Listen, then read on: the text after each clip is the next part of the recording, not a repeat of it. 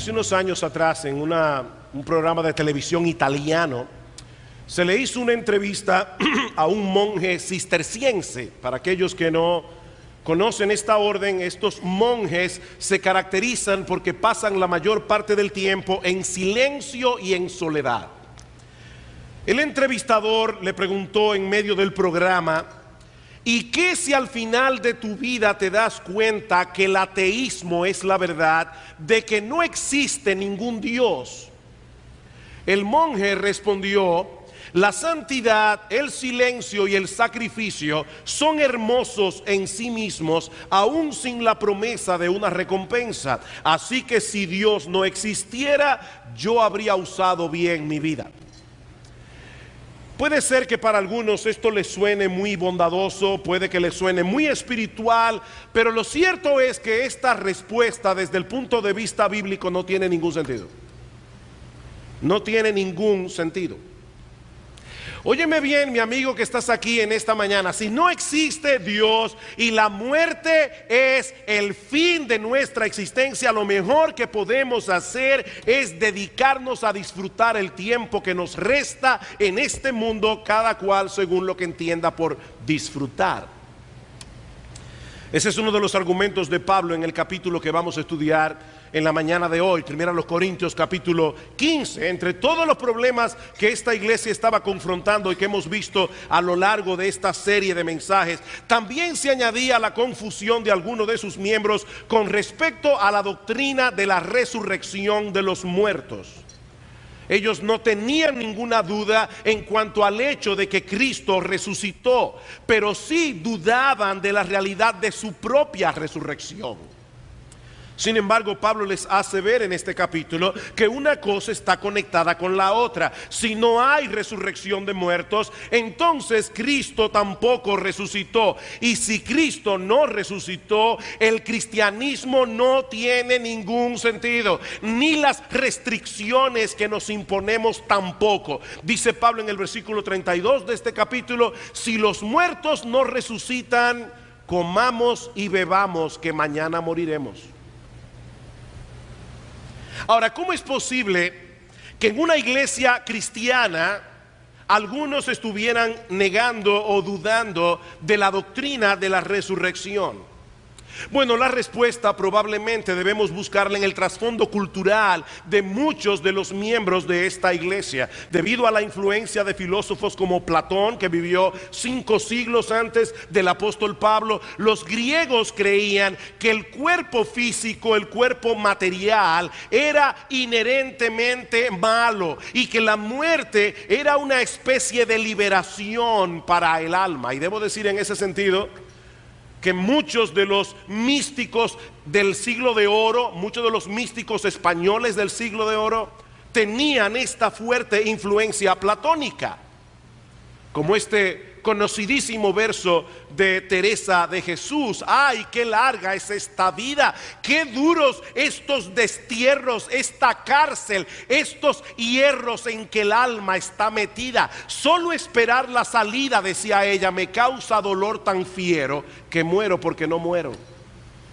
Esta cárcel, estos hierros en que el alma está metida. El cuerpo es contemplado aquí como una prisión para el alma. Es por eso que en la cultura griega la resurrección corporal era una doctrina absurda, porque implicaría volver a encerrar el alma en su antigua prisión.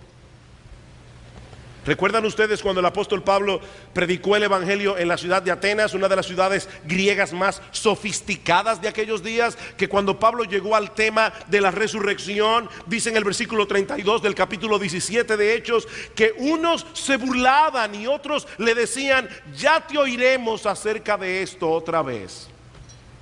Eso es como decirle a una persona: ahora cuéntame uno de pirata, o la Caperucita Roja. O sea, para ellos era exactamente lo mismo. Esa era una doctrina completamente ridícula para ellos. Y tal parece que algunos miembros de la iglesia en Corinto todavía tenían esta influencia cultural. De ahí la advertencia de Pablo en el versículo 33 del capítulo 15: no erréis, las malas conversaciones corrompen las buenas costumbres. Pablo está hablando específicamente de la doctrina de la resurrección. Algunos miembros de esta iglesia estaban permitiendo que las creencias de la sociedad a su alrededor corrompieran, minaran, contaminaran su propia forma de pensar. Pero Pablo les hace ver en el capítulo 15 de Primera a los Corintios, que vamos a estudiar en esta mañana, que la resurrección de los muertos es una doctrina esencial de la fe cristiana. No se puede ser cristiano y negar la doctrina de la resurrección. Y para probar su punto, Pablo comienza su proceso de argumentación estableciendo la certeza de la resurrección de Cristo en los versículos 1 al 11. Primera a los Corintios capítulo 15 versículos 1 y 2. Además os declaro, hermanos, el evangelio que os he predicado, el cual también recibisteis, en el cual también perseveráis, por el cual, es decir, por ese mismo evangelio, si retenéis la palabra que os he predicado, sois salvos si no creísteis en vano. Lo que Pablo está diciendo aquí es que la resurrección de Cristo es una parte fundamental del evangelio que ellos habían abrazado por la fe. Nadie será salvo a menos que acepte el evangelio. Y el evangelio es la buena noticia de lo que Dios llevó a cabo para salvar a los pecadores a través de la vida, de la muerte y de la resurrección de nuestro Señor Jesucristo. Versículo 3: porque primeramente os he enseñado lo que asimismo recibí, que Cristo murió por nuestros pecados conforme a las Escrituras, y que fue sepultado y que resucitó al tercer día conforme a las Escrituras. He ahí, mis amados hermanos, amigos que están aquí en esta mañana, he ahí el elemento que separa el cristianismo de todas las demás religiones que se ofertan en el mercado espiritual de este mundo.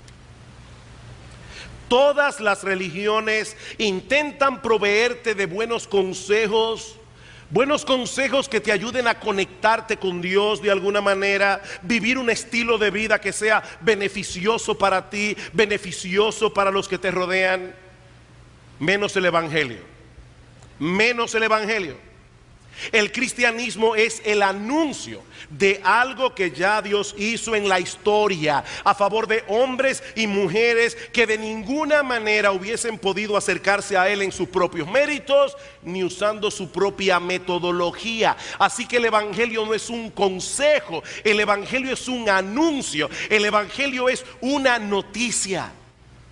Ya Dios hizo algo en un punto particular de la historia a través de la persona de Cristo, que siendo Dios se hizo hombre para vivir una vida de obediencia perfecta a la ley moral de Dios, y luego murió en una cruz en lugar de todos aquellos que violaron esa ley en incontables ocasiones y a quienes Él vino a salvar, es decir, a ti y a mí.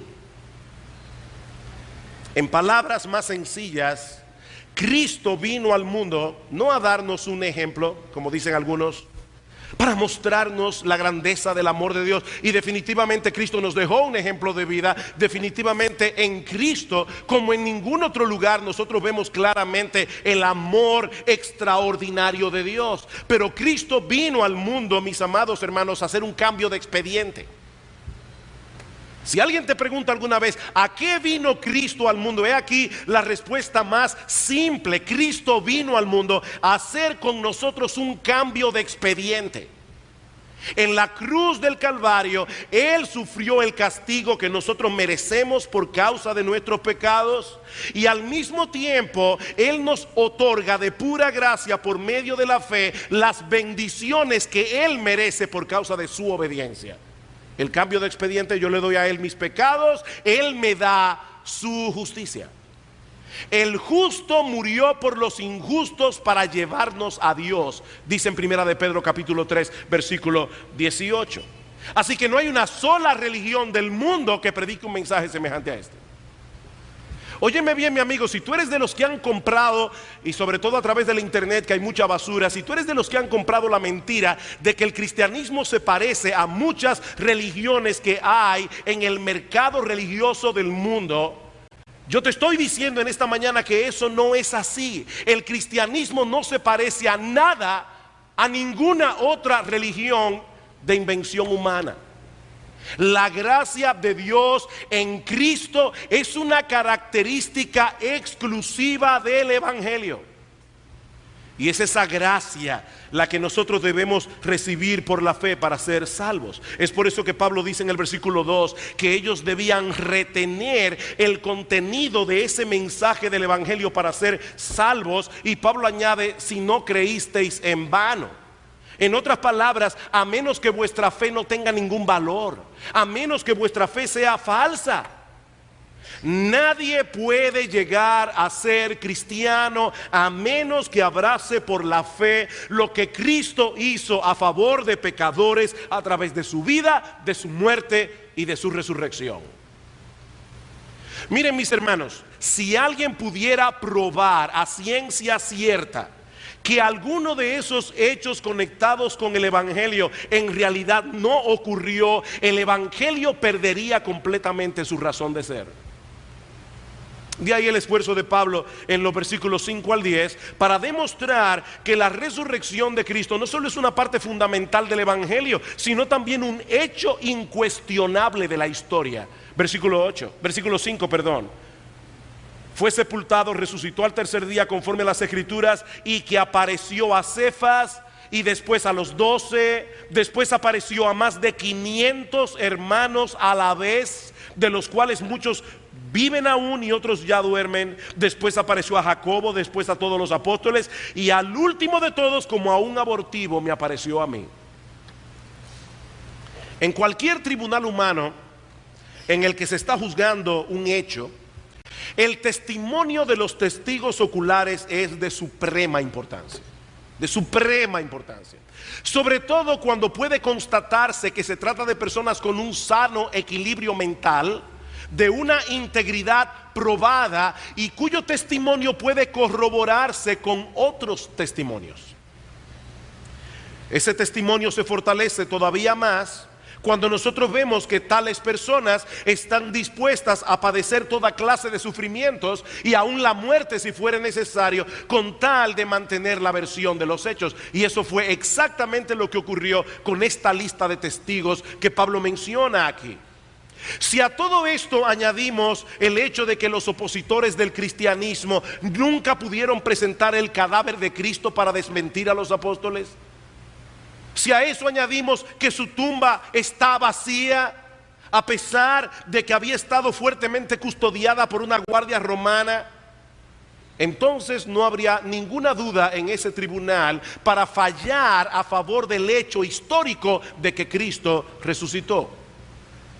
Así que yo quisiera en esta mañana brevemente transportarnos a la sala de un tribunal. Estamos juzgando un hecho. Vamos a llamar a los testigos oculares de ese hecho. Y el primero que Pablo menciona es Cefas, es decir, el apóstol Pedro.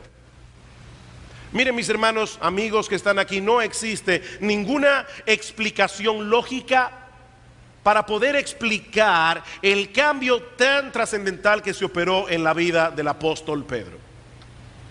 En los últimos capítulos de los evangelios, nosotros vemos a Pedro como un hombre lleno de miedo, un hombre que niega al Señor cuando la cosa se puso bien difícil, un hombre que vuelve al negocio de la pesca, porque había pensado que todo había terminado con la muerte de Cristo en la cruz.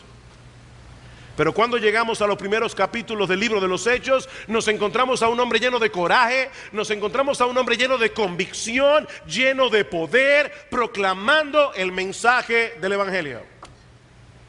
¿Qué ocurrió en la vida del apóstol Pedro? Pablo responde, él vio al Cristo resucitado.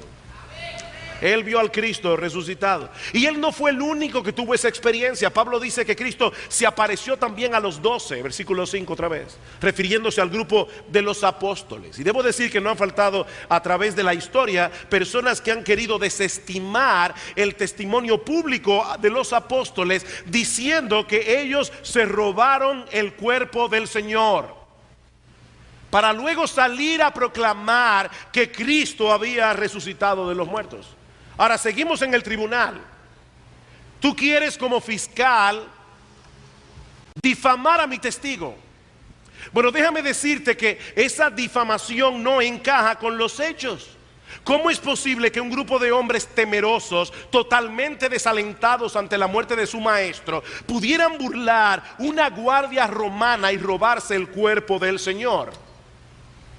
Por otra parte, eso no encaja con las altas normas morales que tanto Cristo como los apóstoles predicaron e inculcaron en los primeros cristianos. Ni tampoco explica cómo fue posible que todos esos hombres mantuvieran esa mentira hasta el final de sus días, sobre todo tomando en cuenta que todos ellos, con la excepción del apóstol Juan, murieron martirizados. ¿Cómo explicamos eso? Pero Jesús no solamente se le apareció a Cefas, se le apareció a los 12. Pablo dice en el versículo 6 que Cristo en un momento, en el mismo lugar, se le apareció a más de 500 hermanos a la vez. Mire, una persona puede tener una ilusión óptica en un momento dado. Ahora, es muy difícil que 500 personas al mismo tiempo tengan la misma visión. Y muchos de ellos estaban vivos, dice Pablo. Si quieren, vayan, pregúntenle.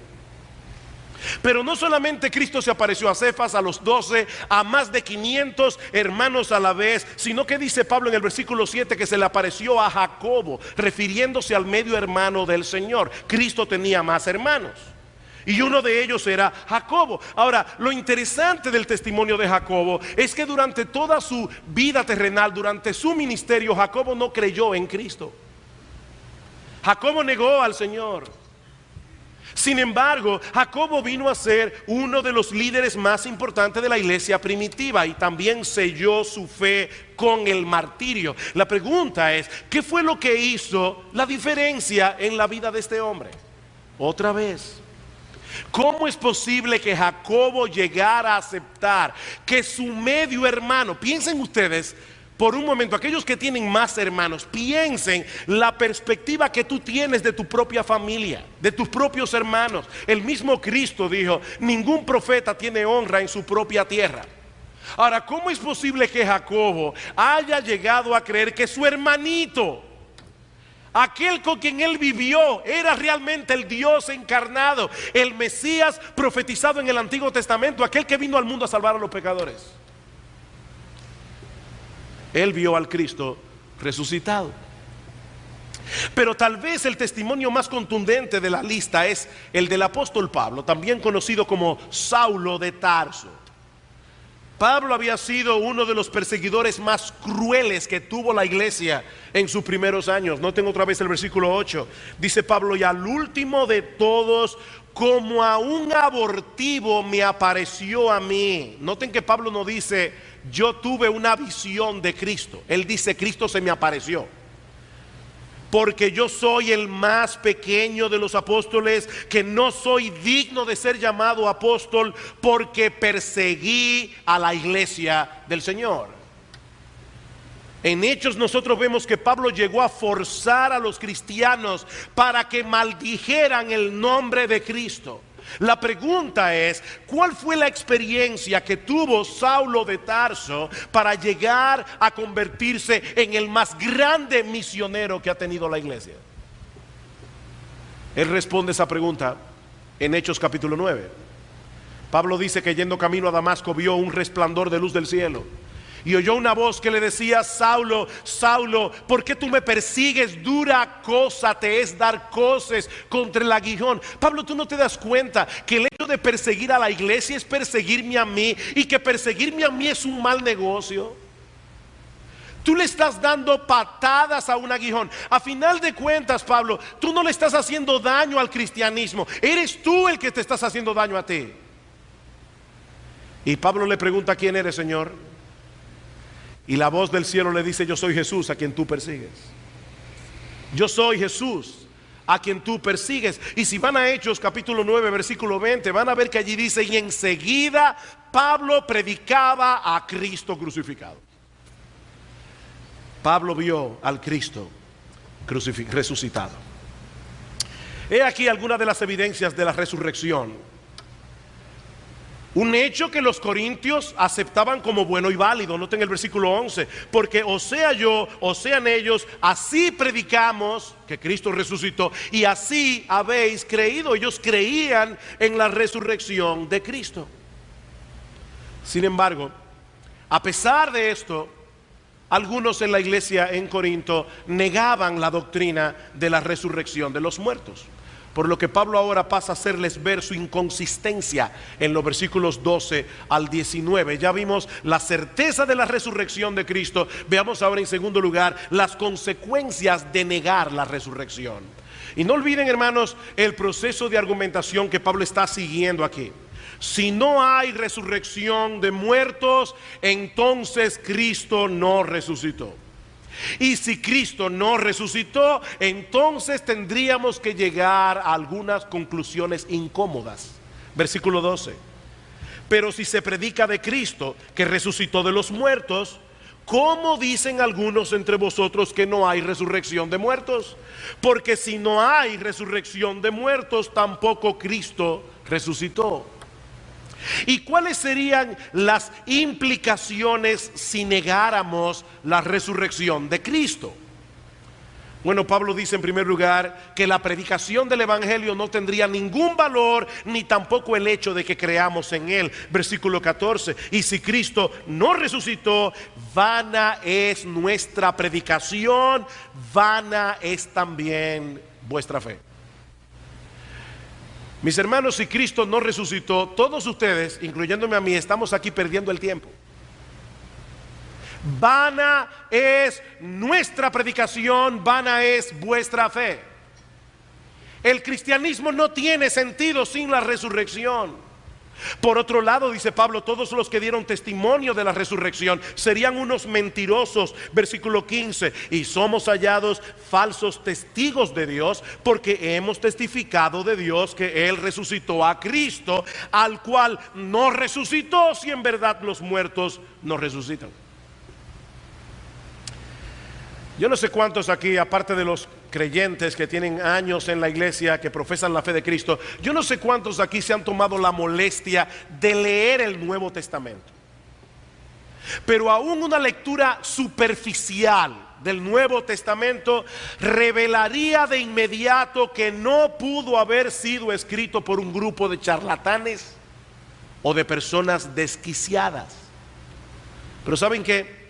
Esa es la conclusión inevitable a la que tendríamos que llegar si Cristo no resucitó. Porque ese es un tema que permea todas las enseñanzas del Nuevo Testamento. Lo que estoy diciendo es que si los apóstoles mintieron en ese punto, no tendríamos ninguna razón para apreciar sus escritos, no tendríamos ninguna razón para seguir sus consejos. Pero una vez más debemos recordar el sufrimiento que todos ellos estuvieron dispuestos a encarar por defender el mensaje que predicaban. Como bien señala John MacArthur, ese espíritu de sacrificio no es la clase de material del que están hechos los charlatanes, no del que mostraron los apóstoles. Pero por otra parte, si Cristo no resucitó, no habría posibilidad alguna de salvación para nadie. Versículo 16: porque si los muertos no resucitan, tampoco Cristo resucitó. Y si Cristo no resucitó, vuestra fe es vana, aún estáis en vuestros pecados, no hay salvación. Entonces también los que durmieron en Cristo perecieron. En otras palabras, un Salvador muerto y enterrado no puede darle vida a nadie. Por lo tanto, todos los que murieron amparados en esa promesa vivieron aferrados a una mentira sin sentido y siguen tan muertos como cualquier incrédulo.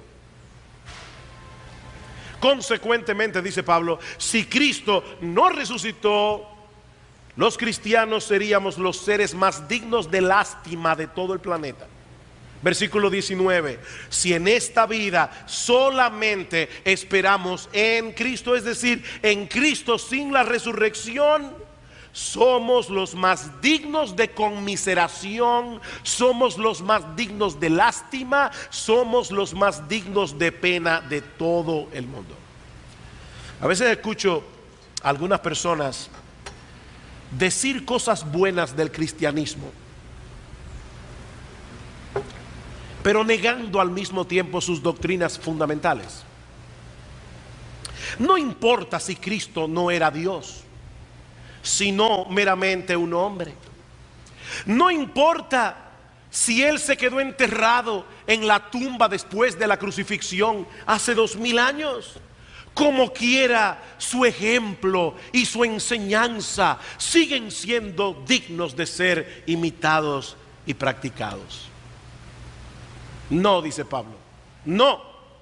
Si Cristo no resucitó, si Cristo no era quien Él decía ser, el Mesías profetizado en el Antiguo Testamento, la segunda persona de la Trinidad hecha hombre, no existe mayor desgracia en el mundo que ser cristiano. No existe mayor desgracia que seguir a Cristo, porque andaríamos detrás de una ilusión, andaríamos detrás de un engaño. Y esto era algo que seguramente los corintios no estaban dispuestos a aceptar. Increíblemente, a los corintios les pasaba como a muchos de nosotros. Decimos creer una cosa, pero practicamos otra que es totalmente contraria a esto que nosotros decimos creer. Y lo grande es que nosotros muchas veces no vemos la inconsistencia. Es como ese tipo de personas a quien tú le preguntas, por fin, ¿tú vas para el norte o vas para el sur? Sí. Sí que, o sea, ¿vas para el norte o vas para el sur? Nosotros no podemos creer una cosa y al mismo tiempo con nuestros hechos negar lo que decimos creer. Y eso era exactamente lo que estaba pasando en Corinto. Por eso Pablo les dice en el versículo 29, ahora Pablo pone el foco sobre ellos de manera particular. De otro modo, ¿qué harán los que se bautizan por los muertos? Si en ninguna manera los muertos resucitan, ¿por qué pues se bautizan por los muertos? Y yo debo reconocer que ese es uno de los aspectos más difíciles, no solamente de a los Corintios, sino de todo el Nuevo Testamento. Yo le voy a decir lo que yo pienso que ese texto dice, sin ser dogmático. Yo creo que lo que Pablo está diciendo aquí es lo siguiente: ¿qué representa el bautismo? Nuestra muerte y resurrección con Cristo para andar en novedad de vida. Entonces, ¿para qué tú te bautizas si a final de cuentas te vas a quedar tan muerto como cualquier otro? ¿Por qué te bautizas por un cadáver? ¿Por qué te bautizas por una persona que va a seguir muerta? Porque no hay resurrección. El bautismo no tiene ningún sentido. Y no solamente el bautismo no tiene sentido, sino que el sacrificio que muchos cristianos han hecho y hacen por la obra de Dios tampoco. Versículo 30. ¿Y por qué nosotros peligramos a toda hora? Os aseguro, hermanos, por la gloria que de vosotros tengo en nuestro Señor Jesucristo, que cada día muero. Si como hombre batallé en Éfeso contra fieras, ¿qué me aprovecha? Si los muertos no resucitan, comamos y bebamos, que mañana moriremos. Decía el filósofo francés Jean-Paul Sartre, la vida no tiene sentido. La muerte termina con la existencia humana. Por lo tanto, lo mejor que tú puedes hacer es tratar de darle sentido a tu vida en cada instante. Cada cual según como mejor le parezca. Miren, mis hermanos, si la muerte es el fin de la existencia, no tiene caso restringir nuestros deseos. Bueno, pastor, pero esas personas que son altruistas y tratan de hacerle bien a los demás, ¿y quién ha establecido que hacerle bien a los demás es mejor que hacerles mal? Si nosotros estamos aquí por un puro accidente, ¿quién estableció la regla de juego? ¿Quién establece lo que es mejor o lo que es peor? Por eso a nosotros nos espanta cuando Jean-Paul Sartre, el filósofo que acabo de citar, él decía en uno de sus libros: si tú estás manejando tu vehículo por la carretera y de repente encuentras a una persona que te pide que lo lleves y tú le quieres dar sentido a tu vida en ese momento haciéndole el favor, está bien. Pero si también quieres darle sentido a tu vida tirándole el carro encima y matándole, es lo mismo. Es que nada tiene sentido, dice Sartre. ¿Te espanta eso? Esa es la consecuencia de no creer en Cristo y en la resurrección. Tú puedes restringirte de algunas cosas por un motivo netamente egoísta, como esas personas que comen bien para tener una mejor calidad de vida. Eso todavía es posible. Por eso decían algunos filósofos de la Grecia antigua que se dieron cuenta que vivir para el placer era un problema. Porque si vives para el placer, probablemente vas a terminar dañando tu cuerpo. Y cuando comiences a sufrir las consecuencias de haber abusado de tu cuerpo, eso no será ningún bien para ti. Por eso ellos decían, no busques el placer máximo, busca el placer óptimo. O sea, un individuo que se da una borrachera, al otro día sufrirá las consecuencias. Bueno, estos griegos decían, entonces no te emborraches. Pero no por la gloria de Dios, no porque hay una vida futura. No te emborraches para que tengas una mejor calidad de vida. Bueno, eso es a lo más que nosotros podemos llevar nuestra vida si Cristo nos resucitó. Pero ¿saben qué? Cristo resucitó. Cristo resucitó. Y eso cambia por completo el panorama, como Pablo pasa a demostrar a partir del versículo 20.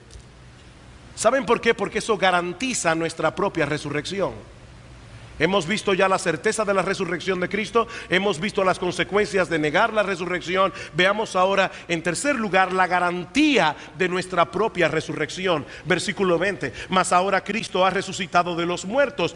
Primicias de los que durmieron es hecho. Porque por cuanto la muerte entró por un hombre, también por un hombre la resurrección de los muertos. Porque así como en Adán todos mueren, también en Cristo todos serán vivificados. Este es un pasaje bastante complejo, hasta el versículo 18. Pero lo que Pablo dice aquí básicamente es esto: la resurrección de Cristo son las primicias. La resurrección de Cristo es un anticipo. Usted sabe lo que es un anticipo, ¿verdad? Cuando a usted le dan algo diciéndole el resto viene seguro. Bueno, Cristo resucitó. Y Él es el anticipo de nuestra propia resurrección. Él es la garantía de que también algún día nosotros seremos levantados de los muertos. Pablo dice, así como todos fuimos afectados en la caída de Adán, en Adán todos mueren porque todos participamos de esa misma rebelión contra Dios. Así también todos los que han creído en Cristo participarán de la resurrección de vida. ¿Saben por qué? Porque ya no tenemos cuentas pendientes en el tribunal de Dios. La muerte, versículo 21, entró por un hombre, y también por un hombre la resurrección de los muertos. Porque en Adán todos mueren, y así también en Cristo todos serán vivificados. ¿Cuándo será eso? En la segunda venida de Cristo, dice Pablo en el versículo 23. Pero cada uno en su debido orden. Cristo las primicias, luego los que son de Cristo en su venida. En este momento el Señor Jesucristo está reinando a la diestra de Dios el Padre, pero todavía quedan enemigos por conquistar, dice Pablo, versículo 25. Porque preciso es que Él reine hasta que haya puesto a todos sus enemigos por estrado de sus pies. ¿Tú sabías, mi amado hermano, que cuando tú te convertiste al Señor, tú eras un enemigo de Cristo a quien Él conquistó? No para hacerte mal, sino para hacerte bien.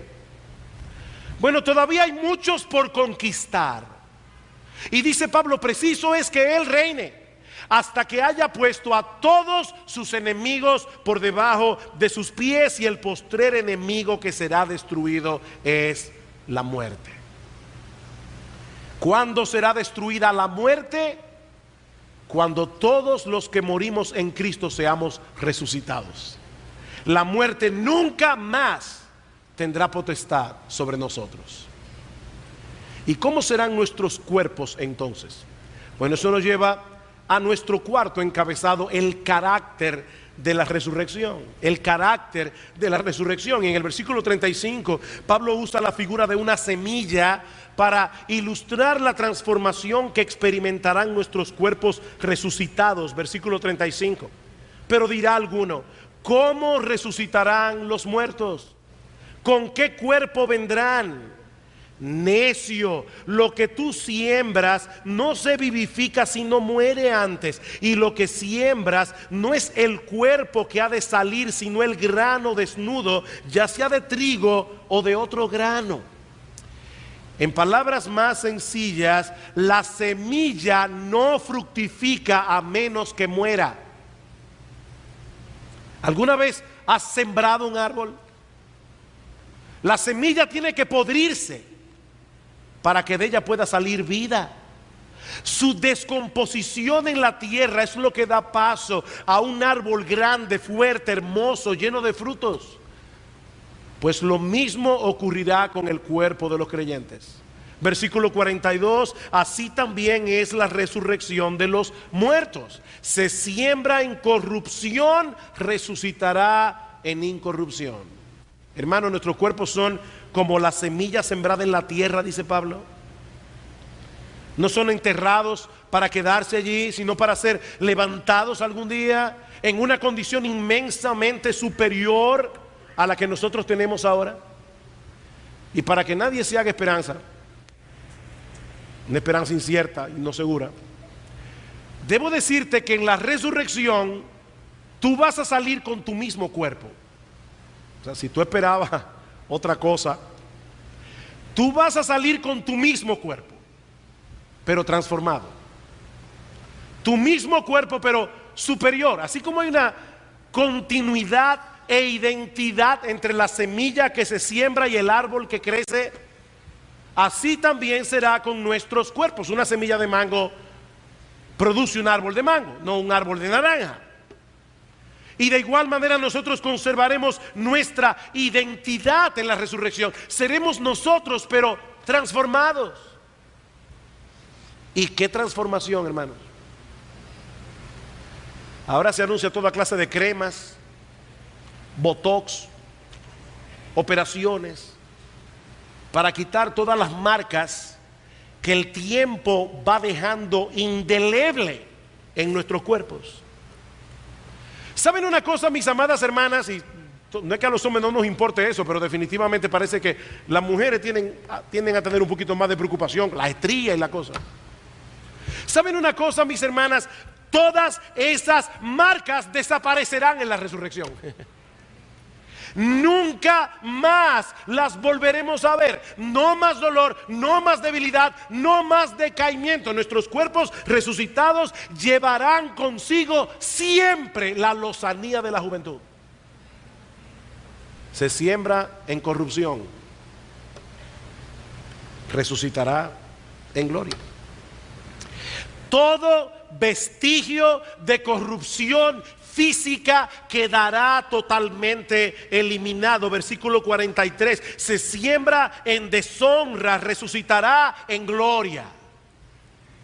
La muerte despoja al ser humano de toda dignidad. No importa quién haya sido en esta vida, no importa cuántos títulos tenía, no importa cuán abultada esté su cuenta bancaria, en dólares, en pesos, en euros o en libras esterlinas.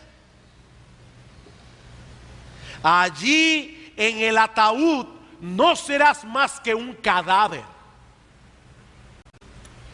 Un cadáver despojado ya del efímero atractivo que pudiste tener en esta vida. Como dijo el poeta inglés Thomas Gray, las sendas de gloria terminan todas en la tumba. Las sendas de gloria terminan todas en la tumba. Pero este cuerpo que es enterrado en vergüenza, en debilidad, en deshonra, dice Pablo, resucitará en gloria. De alguna manera que ahora nosotros no comprendemos del todo, mis amados hermanos, nuestros cuerpos reflejarán el brillo de la gloria de nuestro Señor Jesucristo. Compartiremos su gloria, su gloria. Es a eso que se refiere el Señor cuando dice en Mateo capítulo 13 versículo 43 que en la resurrección los justos resplandecerán como el sol en el reino de nuestro Padre.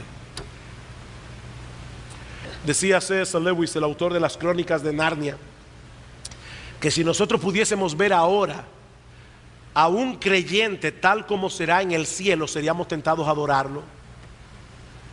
Si nosotros pudiéramos ver ahora a ese hermano, esa hermanita que tanto te molesta, si nosotros pudiéramos ver a ese hermano como será en el cielo, seríamos tentados a adorarle. Pero no solamente eso, versículo 43 en la mitad: se siembra en debilidad, resucitará en poder. Y es así que me gusta a mí. Resucitará en poder. Hermanos, cuánta debilidad experimentan nuestros cuerpos cada día. Descansamos durante la noche, nos levantamos por la mañana con todo nuestro vigor, o por lo menos algunos se levantan con todo su vigor, otros ya ni eso. Pero aún aquellos que se levantan por la mañana con las pilas recargadas, con todo su vigor, a medida que pasan las horas vuelven a sentirse cansados, agotados, y finalmente cuando llega la noche necesitamos dormir otra vez. Mis hermanos, eso es una realidad. Ese es un cuerpo rodeado de debilidad, y esa debilidad que poseemos en vida será consumada en la muerte. Nada es más débil que un cadáver, nada es más impotente que un cadáver. Somos sembrados en debilidad, dice Pablo, pero resucitaremos en poder. En poder. Queridos hermanos, en el cielo nuestros cuerpos no serán un impedimento, porque pasaremos todo el tiempo llenos de energía. ¿Ustedes han visto esos niños que parece que no se cansan y los padres dicen: es que tiene pila Duracell? Bueno, en el cielo no es Duracell que vamos a tener, es una cosa increíble. Eso no se inventaba aquí.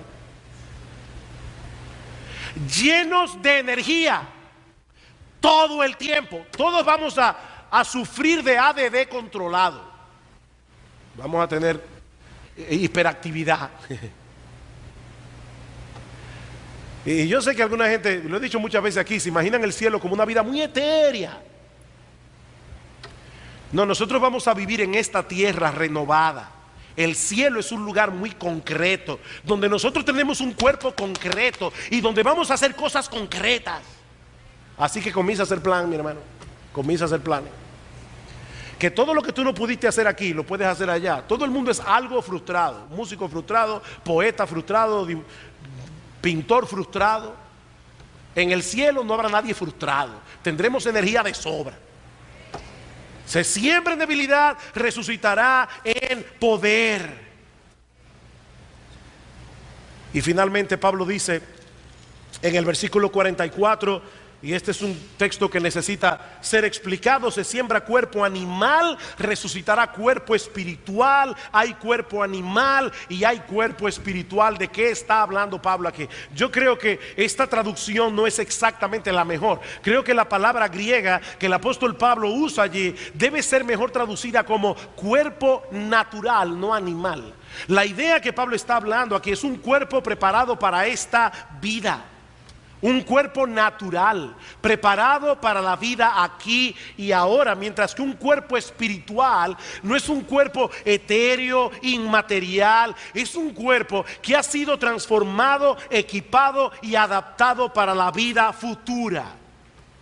Y es espiritual porque será un cuerpo completamente lleno del Espíritu Santo, totalmente dominado y dirigido por el Espíritu. ¿Saben lo que eso significa? Que en el cielo, mi amado hermano, en la resurrección, ya nunca más seremos tentados a seguir los impulsos naturales de nuestro corazón, que muchas veces son contrarios a la voluntad de Dios. El Espíritu Santo gobernará completamente nuestros cuerpos. Esa es la esperanza que tenemos en Cristo. No se trata de una mera resucitación. Parece que algunos corintios así era que lo veían. Una resucitación. No es una resucitación, es una transformación. Versículo 50.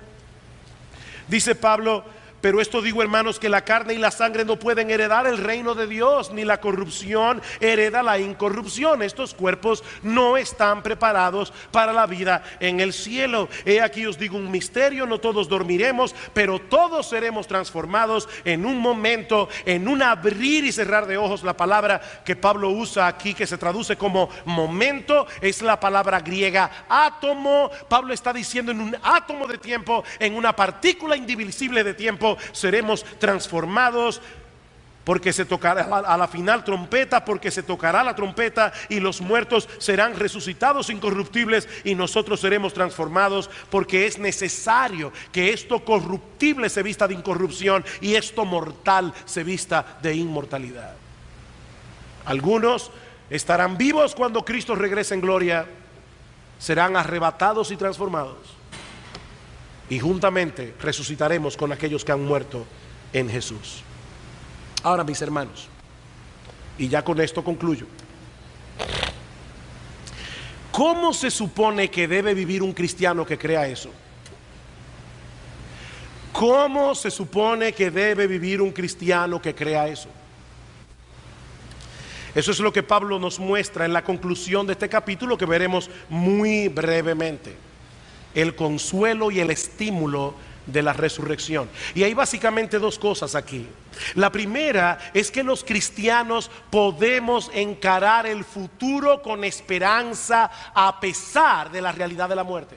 Los cristianos podemos encarar el futuro con esperanza a pesar de la realidad de la muerte. Versículo 54: y cuando esto corruptible se haya vestido de incorrupción y esto mortal se haya vestido de inmortalidad, entonces se cumplirá la palabra que está escrita: sorbida es la muerte en victoria. ¿Dónde está, oh muerte, tu aguijón? ¿Dónde, oh sepulcro, tu victoria? Ya que el aguijón de la muerte es el pecado y el poder del pecado la ley, mas gracias sean dadas a Dios, que nos da la victoria por medio de nuestro Señor Jesucristo. Mis hermanos, es indudable que la muerte juega un papel tenebroso en nuestras vidas. La muerte es como una sombra que nos persigue a lo largo de toda nuestra existencia en este mundo. Y muchas veces nosotros queremos ignorar la muerte. Entonces la muerte se encarga de enviarnos avisos.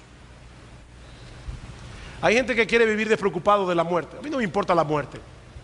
Entonces la muerte le manda un mensajito: un dolor por aquí, un análisis inquietante por allá.